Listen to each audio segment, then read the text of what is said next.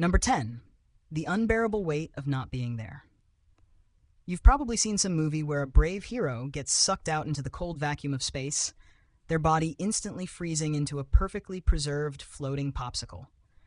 Yeah, that's not how that works. The absolute first thing that happens to you is you don't feel anything at all. You just stop feeling. That's because the pressure outside your body just dropped from the comfortable 14.7 psi you're used to pretty much zero. The pressure inside your body, on the other hand, is still trying to hold it all together. The air inside your lungs suddenly expands with nowhere to go. It's like a balloon that just got way too much air. You'd have about 5 to 10 seconds before your lungs ruptured, which is a big bummer. The absolute best thing you could do in this situation is just exhale, but good luck remembering that when you're literally in a vacuum. Your blood wouldn't immediately boil, but the water on your tongue and eyes would turn to vapor, which would feel absolutely wild. It's the most terrifying sensation you could ever experience, the feeling of everything inside you trying to get out. It's a reminder that your body is a flimsy collection of cells that's only held together by the very atmosphere you take for granted. Number 9. The world goes dark in 15 seconds. After the whole lungs just popped thing, you've got about 15 seconds to enjoy the show. Your blood, which is now dealing with the weirdness of zero pressure, starts carrying less and less oxygen to your brain. It's not the instant deep freeze Hollywood loves to show. It's more like a really, really fast version of when you stand up too quickly and everything goes black. The last thing you'd see is the sun, the earth, and the cold, terrifying emptiness of space. Then, your conscious thoughts just turn off. You're not dead yet, but you're no longer aware of what's happening. Your body would still be alive for maybe a minute or so after that, still clinging to life like a desperate organism that doesn't want to give up. The lack of oxygen in your brain is so disorienting and quick that you probably wouldn't even have time to be truly scared, which is perhaps the one small mercy of the whole ordeal. Number 8. You become a human Sputnik. So you've been shot out into the infinite void. Now what? You'd start spinning, for one. You'd be a human top, tumbling end over end with no way to stop. The terrifying reality is that you would just keep going forever. There's no air to slow you down, no gravity to pull you anywhere specific, and no one to pull you back. You would just be a tiny, frozen, lifeless speck, hurtling through the cosmos until you ran into something, which, statistically, is never. You'd be the ultimate piece of space junk, a weird, fleshy satellite that was supposed to be somewhere else.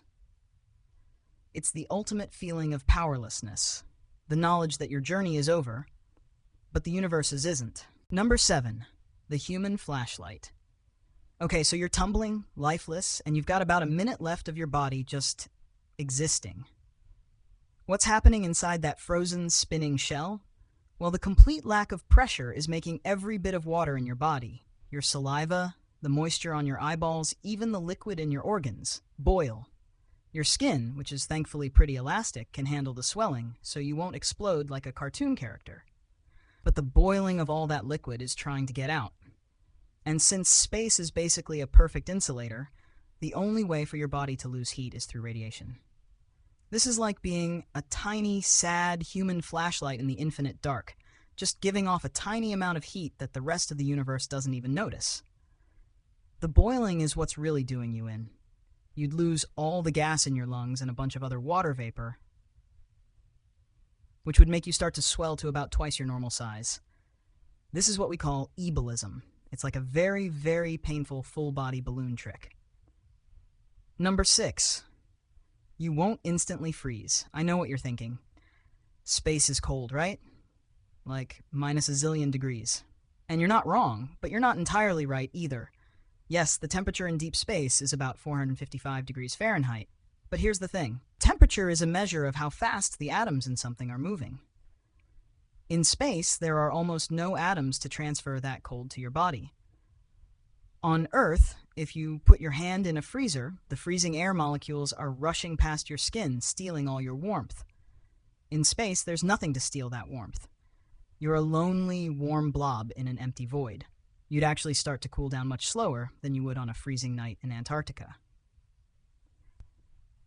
but you wouldn't freeze solid before the lack of oxygen and pressure had done their work. So the good news is, you won't be a frozen popsicle. The bad news is, you'll be a bloated, boiled, lifeless popsicle that's just a little bit warm. Number 5, you'll get a really bad sunburn. Okay, so we've established that the whole freezing instantly thing is a lie. But what about the sun? You're floating out there getting hit by the full, unfiltered blast of cosmic rays and solar radiation.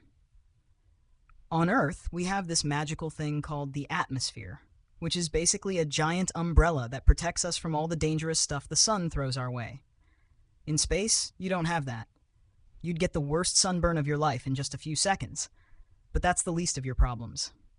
The radiation would be blasting through your body, messing with your DNA, and causing instant and massive cellular damage. It would be like getting a full-body CAT scan from a machine that's been cranked up to 11. It's a silent, invisible killer that's far more efficient and terrifying than any sci-fi movie monster. Your body would be cooked from the inside out, and the worst part is, you wouldn't feel a thing. Number 4, the ultimate human time capsule. Let's assume you've somehow survived the initial vacuum blast and the boiling of all your bodily fluids. You're just a frozen, lifeless lump of human meat floating through space. What happens next? You become the ultimate human time capsule. If you're lucky enough to avoid getting hit by a stray meteorite or a chunk of space junk, your body would just keep going. In the vacuum of space, there's no oxygen to rust your bones, no bacteria to decompose your flesh, and no animals to eat you. You would be perfectly preserved, a frozen monument to a really, really bad day. You'd drift endlessly, a bizarre piece of cosmic art, for millions or even billions of years. It's a terrifying thought. You're gone, but your physical body just keeps on going, a silent, empty voyager on a journey that will outlast civilizations, solar systems, and maybe even the universe itself. Number 3, you won't explode, but your organs will. We've already established you won't explode like a grenade, but that doesn't mean your insides are safe. While your skin is stretchy enough to hold everything in, the pressure differential between the inside and outside of your body would be a serious problem for your internal organs. Your stomach, for instance, would be a balloon full of gas, and it would rupture. Your intestines would do the same. All those gases in your body would start to expand and push on everything. The water in your blood would turn to gas, and your veins would start to swell. It's a grotesque internal fireworks show. It's the most visceral, disgusting way to go, and it's all happening inside you while you're helpless, just trying to float away. It's the ultimate biological betrayal. Number 2, the return is just as bad as the fall. Let's say you are miraculously brought back to Earth. You'd have a whole new set of problems. As you enter the atmosphere, you'd start to heat up from the friction. You'd be a human meteorite, a blazing ball of fire hurtling toward the ground at thousands of miles per hour. Your body would burn up in the atmosphere, leaving behind a small cloud of ash. But if you were somehow a super dense human, you'd hit the ground at such a velocity that you'd create a small crater. It would be an instantaneous and very messy end. The sheer force of the impact would be more than enough to turn you into a puddle of goo. So you can't survive the vacuum, you can't survive the freezing temperatures, and you definitely can't survive the return trip. It's a lose-lose-lose situation. Number 1, the human body's biggest design flaw.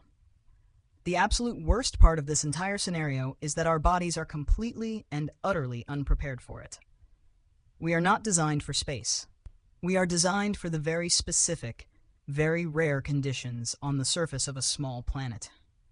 Our bodies are perfectly calibrated to a certain atmospheric pressure, a certain amount of gravity, and a very specific temperature range.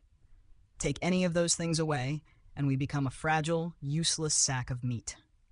The entire scenario of falling from space is a reminder that the human body, for all its complexity and resilience, is an incredibly delicate machine.